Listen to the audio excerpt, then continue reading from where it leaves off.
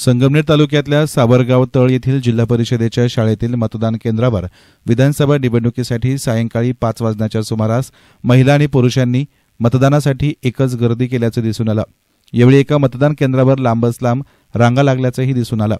यावेळी या केंद्रावर गावातीलच 95 वर्षीय दगडाबाई नेहे, 88 वर्षीय बाबूबाई निवृत्ती नेहे आणि 90 वर्षीय गंगूबाई संभाजी नेहे या तीनही वृद्ध आजींनी मतदानाचा हक्क बजावला। या मतदान केंद्रावर मतदारांची गर्दी झाली असली तरी आम्ही सर्व मतदारांचे मतदान करून घेणार आहे, कुणालाही मतदानापासून वंचित ठेवणार नाही, असं या केंद्राचे निवडणूक अधिकारी दत्तात्रय घुले यांनी सांगितलं आहे। दरम्यान मतदान केल्यानंतर तिन्ही आजीबाईंनी आपल्या प्रतिक्रिया व्यक्त केल्या। नाव सांगा। दगडाबाई जनाजी नेहे। वय मस्त 75 असन, 95 असन बाबा। किती वेळा मतदान केलं, काय वाटलं मतदान करताना? आता काय वाटायचंय बाबा, चांगलं वाटलं ना? हा शेवटचं मतदान का मग आता? हा शेवटच येत काय आता बाबाई नेवतीने काय मतदान करताना काय वाटलं?